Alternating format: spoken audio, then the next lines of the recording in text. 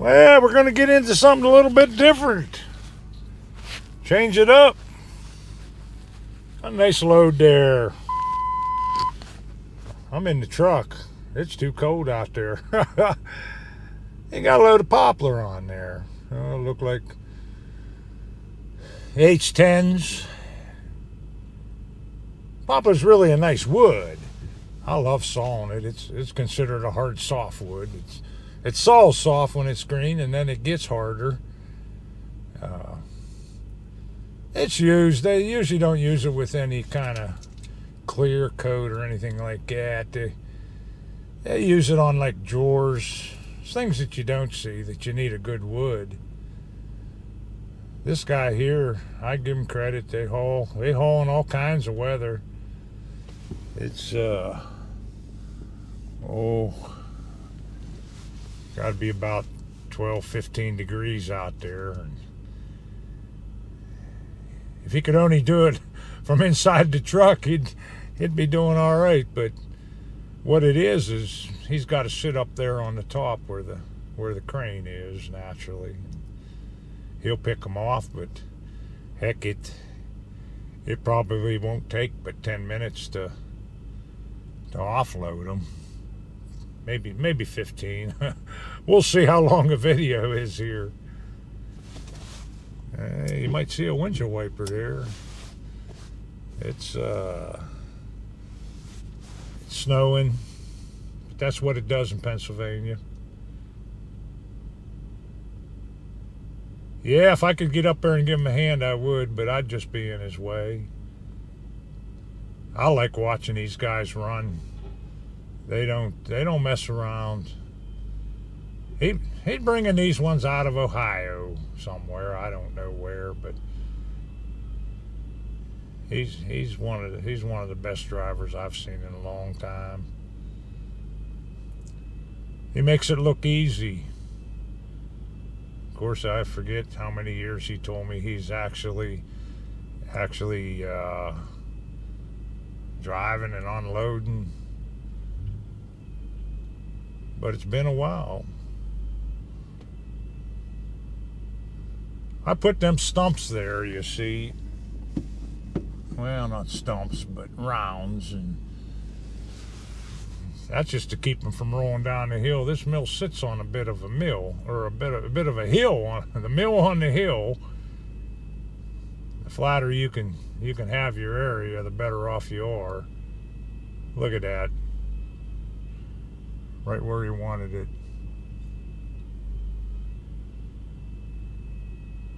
We'll do a little scaling up on them here. Probably not today, but get an idea how many board feet. They can usually put about, somewhere on logs that size, about 3,000 feet, give or take a bit.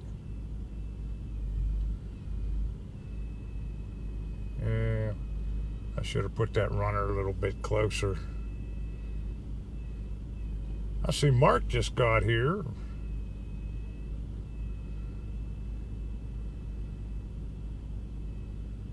He got a real job. He goes, not for long, he's going to retire here in a little bit. Let me see what he's up to. You're live on sound here. Oh my God. Here, I picked that up. Okay. Here. He just got here.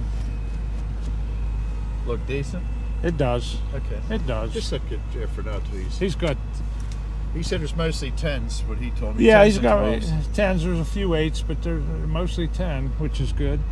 Oh, this poplar. I love poplar. Oh, yeah, I saw that all day long. Yeah.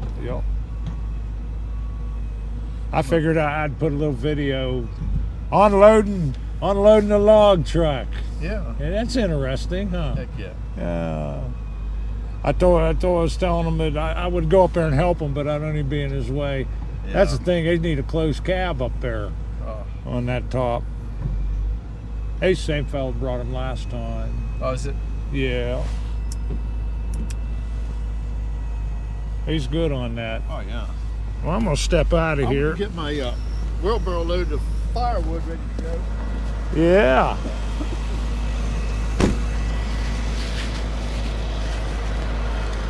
Well, I hope you can still hear me. I got the camera in the truck. Got the mic out here. This road they call it. Been working well.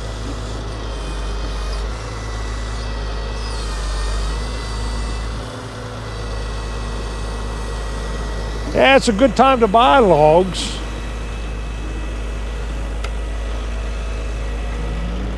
Lumber prices are down a bit. You get in the wintertime like this and these guys they're cutting and they want to move it. You can get somewhat of the deal. Look at that. They're putting them right where we want them. A little bit something different. Been on that cherry for a while. We still got a deck full to cut.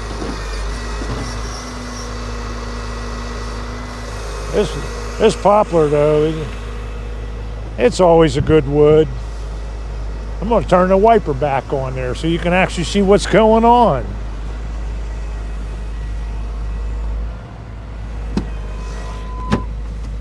That'd be the door alarm.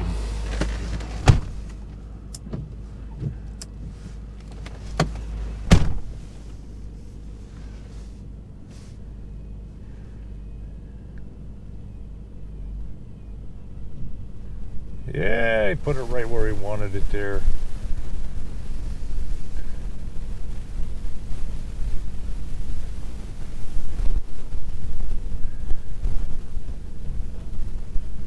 Yeah, he's tightening them up a little bit.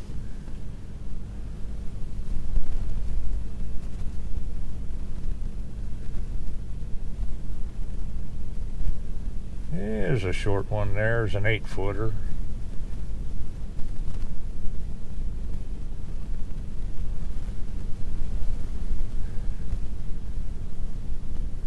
Look at that.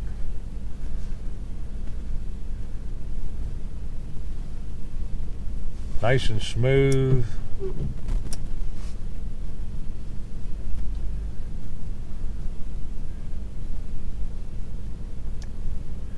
If you had more room, and you wanted to grade it out, there's not so much sense in it. They always send good logs. There's not much sense in grading these logs. They're already here, but you want to lay those logs out where you can see at least 3 sides of them. If you were grading logs to buy, you wouldn't want them in a pile. They all look good from the end. But you lay them out on the ground, you put a good eye on them, you can see if they've got a bow in them or a twist, and you get a good number on the side of it there.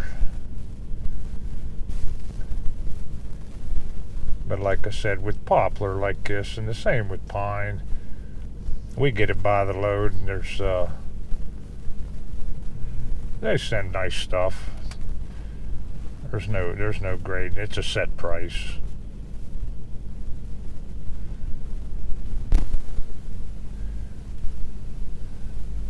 I imagine he moves a little quicker on a cold day. Like I said, sitting on top of that truck there, that's cold all day long. But if we waited till it was nice, it would be springtime. I'm gonna hop back out here.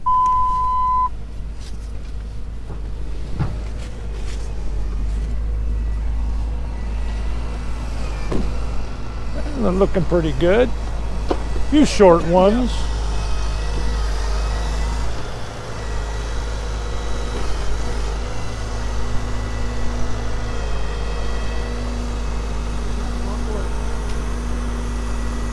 With that. We've had a lot worse. Oh yeah. No, they're pretty straight too. Yeah, they're pretty fresh too. Yeah, they're fresh.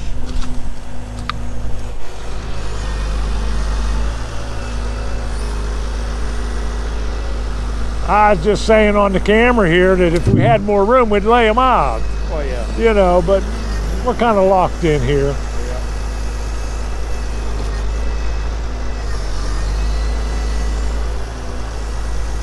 back up in there, but I'm gonna wait till he's done. I don't want to get my truck smashed. That's why I backed it up over there. You get a wild log growing down there. Frozen too. Oh yeah. That's what people don't understand when you're dogging a log down. The importance of making sure the dogs have bottomed out. Yeah. Got a lot of backseat sawyers. They know a lot better, but That's funny how that works. you let one go on the carriage one time. Oh yeah. Yep. We'll figure it out real quick. Not as easy as it looks. No. We We only have 34 years under our belt, so we're amateurs. Yeah. We had somebody tell us we weren't professional enough one time there. That's Superman. Yeah, I told him. I said, "Well, we don't sit on top of the lumber piles, and we don't wear Superman suits." He does push-ups on this log, on top of his log. It's not right on the carriage. Yeah. Yeah. I've never done that. No, I don't want to try it. No, that's dangerous. I can't even get up on the carriage with no log. Along on top of a big log. You guys get to hear what me and Mark talk about when we're just standing around. You know what though? There's no big ignorant logs. The master dog, I think, is going to leave.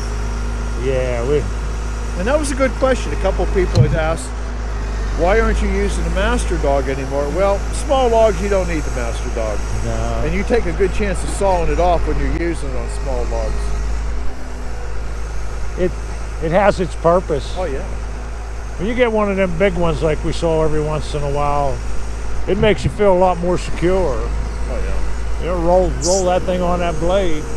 You'll know it. If anybody ever watches Temple Hill, Shannon, with that frick 01C Timber Tiger, they don't have master dogs. No. And that would scare me a little bit. Old Mike McCoy sawed with it all them years. He put some big stuff up on that he put mill. some huge. It's nice to see that mill and Shannon still running it. Oh yeah. Yeah, Shannon turned out to be a nice man. We met him in person. Yes, he we got is. Brent and Andrew from Andrew's Lumber. A lot of good people we have met. Yeah, there is. Naturally, frickin' Jeep. John. Well, yeah. I wish John lived closer. And I told John, I said, he is the #1 groundhog on YouTube. Yeah, he is. Oh, you gotta love the man. Oh, yeah. There's not much he can't do. 73 years old, he's still getting it better than I am. He'll never slow down. It's interesting. Go over and watch him. You're liable to be working on a boiler or... Three for one. It could be about anything. Yeah, there's a way to get them. Oh, yeah. I wonder what you're going to see us saw for a while. It was cherry. Yeah, now it's going to be poplar. Now it's going to be poplar. Backed by poplar demand. Yeah. Oh, them logs are a little bit slick today. Yeah. Now look how that thing can grab that. And he's not splitting that log. If I'd have tried that, it'd have been firewood. Well, he don't have no gloves on, does he? Yeah, I think he does. Does he? Almost, okay. Almost skin colored, buckskin. Man, he's hardcore. Now he's getting in a hurry. He's getting cold, and I don't blame him. 4 at a time. You get 4, you're doing good.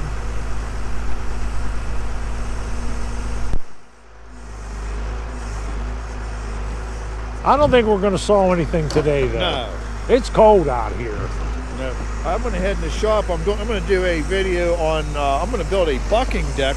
Yeah. To take up to Uncle Edmund's, and we're going to start cutting some firewood up there. I'm making something that we can cut firewood 2 foot off the ground, no chance of hitting rocks. You're not all bent over running a chainsaw. Yes. And so that's something I'm building out of them cherry cans from the last video. That'll be a good one to watch. Yeah. Yeah. This time of year, we put up some videos. We missed a couple, and it's hard to film them. It really is. You're probably looking through raindrops in there on the window. Oh yeah.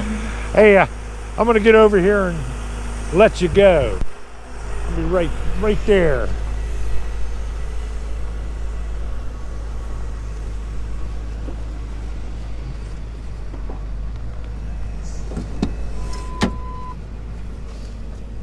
Oh.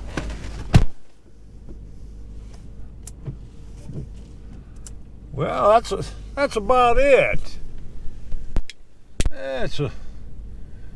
I've got 15 minutes and like 45 seconds on there, and I think that's pretty good on a load of logs. I hope you could hear me when I was talking out there. I never put the camera inside the truck and the mic outside the truck, but we'll see how it comes out, and just put a little something on there for you today. I'm gonna go get this guy squared up. Let me sit down here. Oh, we got to get a word of the day in. Warmth. I'll tell you what, you really can't appreciate warmth until you've been cold. Most of us have been, but I can tell you a little story if you got another minute. A friend of mine, and we were in West Virginia, which is about,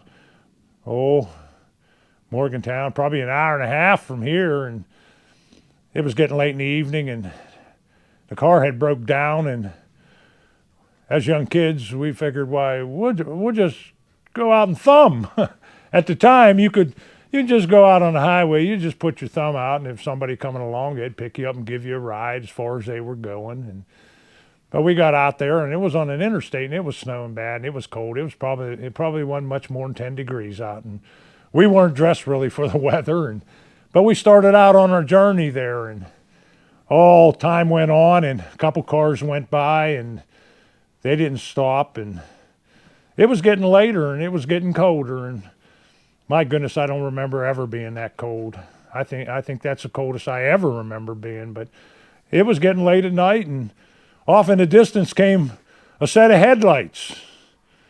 It came up to us, and they slowed down. They weren't going fast because the road had about 6 inches of snow on it, but it was an old man and an old woman in a 1950s pickup truck. I don't even know what they were doing out in the weather, but I didn't ask. And we all squinched together there and got in that old truck, and it had a good heater, and I was thankful for that. And he asked where we were going, and I told him we want to end up around the Pittsburgh airport there. And he says, well, I'm going just a bit up the road, and I'll give you a ride as far as I go. And 20 minutes went by, and we was tired from walking in cold, and we were finally warmed up. And next thing I know, it had been about an hour and a half later.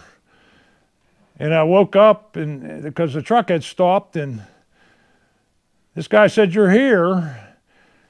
And I looked, and it was familiar. It was right by the airport there. I wasn't a few miles from the house. And I know the guy wasn't going near that far, but he took the time of the day and did the right thing for us.